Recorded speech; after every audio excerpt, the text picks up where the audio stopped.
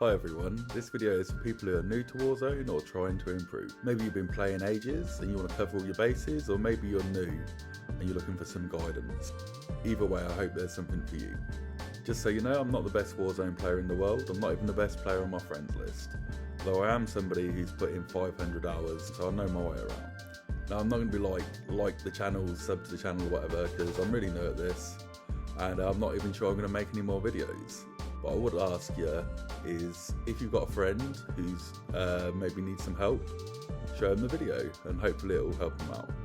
Okay, here we go, 15 tips to improve for Warzone players. Tip number 1, pre-match setup. On the screen you're going to see some options in the menu, just hit options on a pad and we're going to show you some changes that I think would be useful to make. If you're really new to Warzone in general, or Call of Duty even, I suggest changing your button layout to either tactical or I think it's jump shot, it'll be in the video. So what it does, it changes your right analog stick on a pad to either drop shot or jump. The reason I say this is because you want to get used to it early on. And they both provide significant advantages in gunfights. They are different, so I suggest you try both out. This one we're going to change to contextual tap, so we don't have to hold the button to unlock chests. Speeds things up. This one allows us to manually deploy our shoot. This one we're going to change the mini-map from a circle to a square. The square is bigger, you get way more information on your mini-map having the square. Number 2, play aggressively. So if you're super new to Warzone, I suggest landing places that are hot and getting used to combat. There's no point playing passive and getting to late game if you're not comfortable in a gunfight. Even if you play a lot of Call of Duty multiplayer, I'd still suggest this because Warzone is different, there are slightly different things in play. Number 3, the plan. When you're in a lobby with people you haven't played with before, you want to have a quick chat and get an idea of how they want to play. Are you the type of team to land early and grab a bounty? Or do you prioritise recons? Or is getting a loadout the most important thing for you to do first? That's generally my game plan, and this video will probably be aiming towards that. And once you have a loadout, what are you going to do? Are you going to pop UAVs and push people? Or continue to loot to get self-res? There's a lot of little things you want to discuss with your team to make sure you're all on the same page. 4, where to land. Contracts are all well and good to land on at the start of a match, but they spawn randomly throughout the map, so you can't get the same one every time. What I would suggest is finding a spot you can land and get loadout money super quick without any contracts. There's spots around the map where you can land and get 10 grand super quick if you all land on different buildings and collapse on the buy really quick. I'd say that's a top tip, to all land on different buildings unless you know enemies are close. Not too far that you can't get to your teammates if they need you, but far enough so you're not going over the same ground looting the same buildings. Anyway, I'm going to show you a few here. Hopefully spread out enough on the map so no matter where the plane route is, you've got a quick drop to get that loadout. Another thing I'd suggest is making sure there's a buyback at your chosen drop location. There's no point getting 10 grand super quick than having to run for 3 minutes to the closest buyback station. Just in case you didn't know, buyback locations are different each game. They spawn in the same locations, but it's not guaranteed they're going to be on every spawn each time, if that makes sense. Another good tip is marking any contracts around your chosen drop site, because then if somebody comes in and grabs that contract, you get free information about people being nearby you. Now if you're new to the game, you want to learn the map. Now the map's massive, I don't mean the whole map. I mean, get a drop location you're comfortable with and land there repeatedly so you can find floor loot quickly in case there's a team there. Something to bear in mind is name locations can be really busy. You might want to find a quieter spot once you're comfortable with combat so you can land, get a loadout and then challenge people. 5, try and do a contract early. Try and do a contract early because the more contracts you do, the more rewarding they get. So say you get wiped and somebody's coming back from the gulag, and they can do a contract and you're going to get way more money and it's going to be way easier to buy your team back. 6, collapse quickly to get that loadout. Okay, so you know what the plan is, you've landed, you've got loadout money, but your 4th person is off doing whatever, he's run off, and the 3 of you are standing by the loadout. Maybe one of you's just found 5 grand and no gun, and he's standing there with a starter pistol, and you gotta wait for that guy to run all the way back. Now, the time it takes for him to do that, another team could have looted up their money, and if that's the only buy in the area, they could be pushing the buy. And I can't tell you how many times the whole team's been wiped because we're waiting for that 4th person to collapse on the buy and he wasn't quick enough. So when you've got loadout money, collapse on the buy as soon as possible. 7, what to run in your loadout. Okay, so I'm going to quickly go over what you want to run in your loadout. So you want to cover all ranges. So me and the squad will generally go 2 primaries on the first loadout with a perk overkill, the one we buy, super quick, right? And then there's a loadout that drops for free, 10 seconds left on the first circle closing. So we'll then rotate to that, grab that, and grab a ghost loadout. Well, we'll pick the primary we drop off the floor from the first overkill loadout. So you're running at full strength all the time once you've got that first loadout. Okay, you've got 2 primaries. What do you run?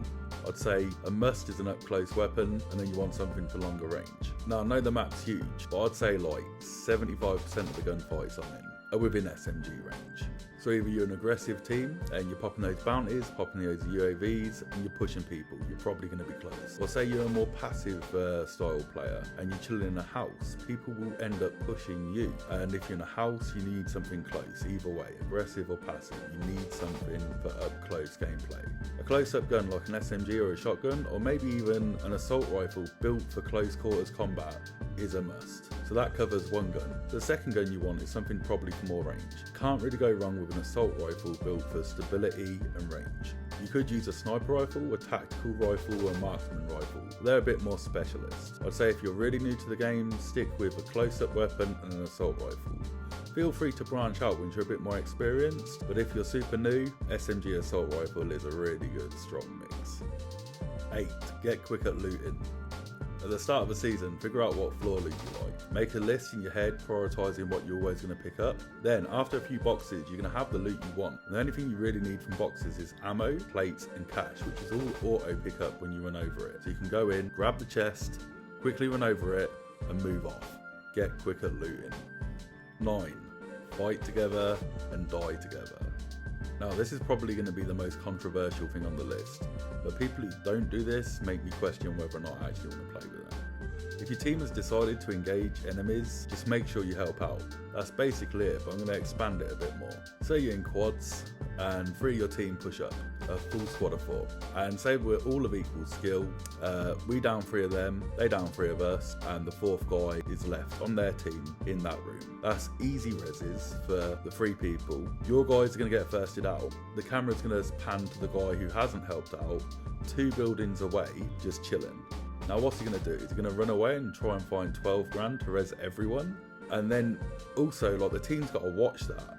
They've got to watch that for however long that takes to find 12 grand. Which is, if you've already landed there and looted up and got your loadout, is going to be a minute, right? It's a game at the end of the day, don't be scared.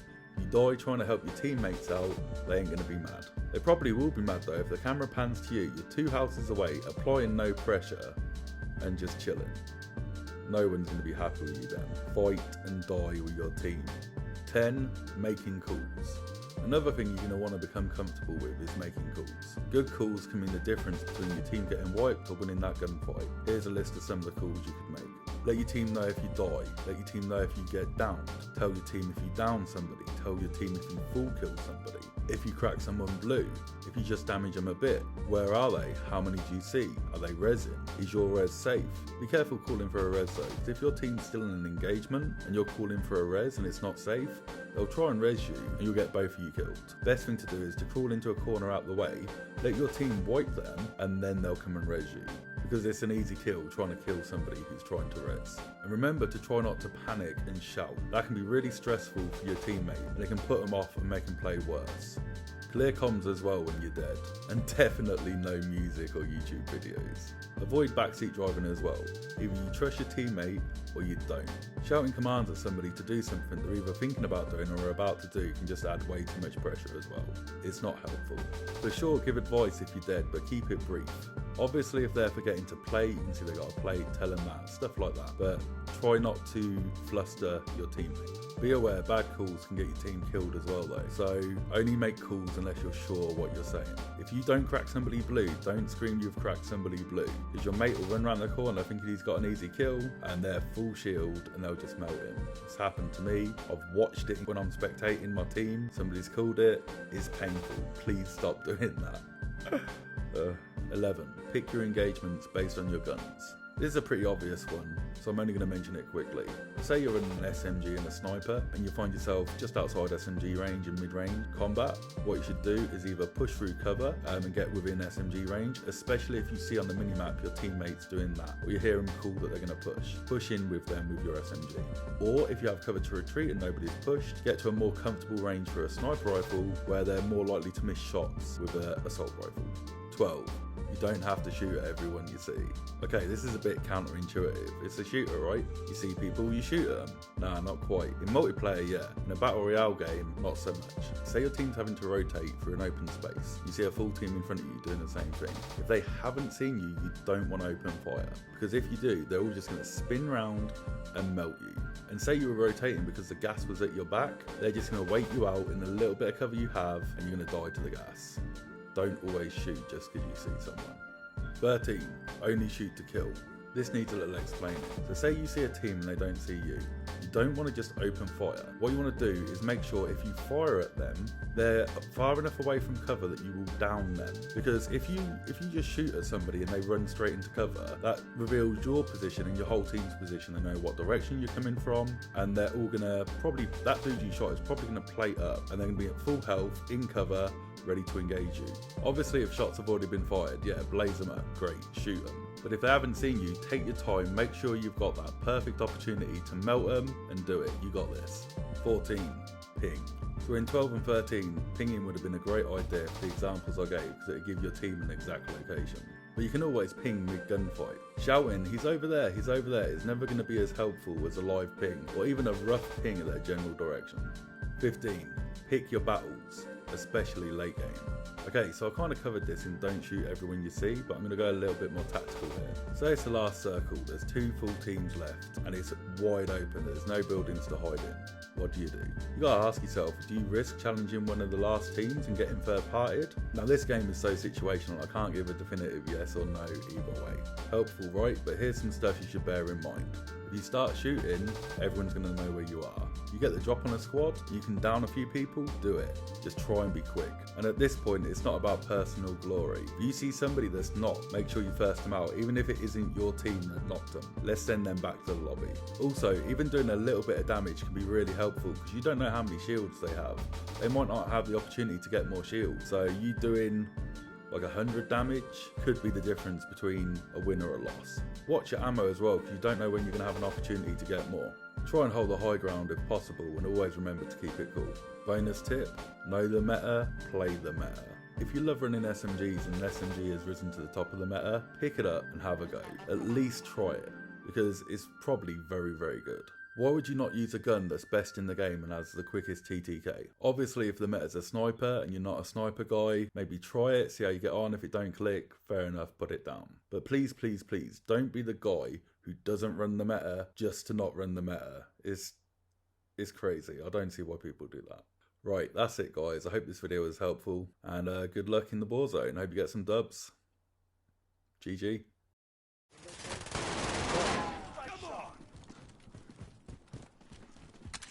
Two to the right.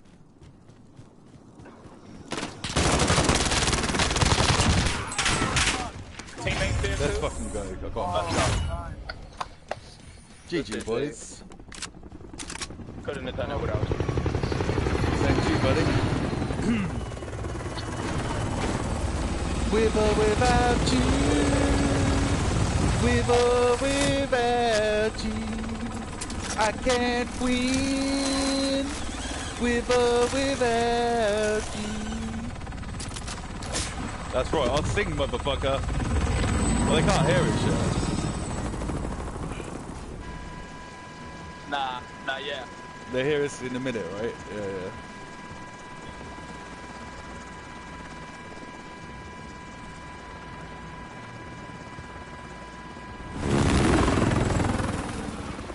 My stream's going wild. They're all saying well played, GG and that.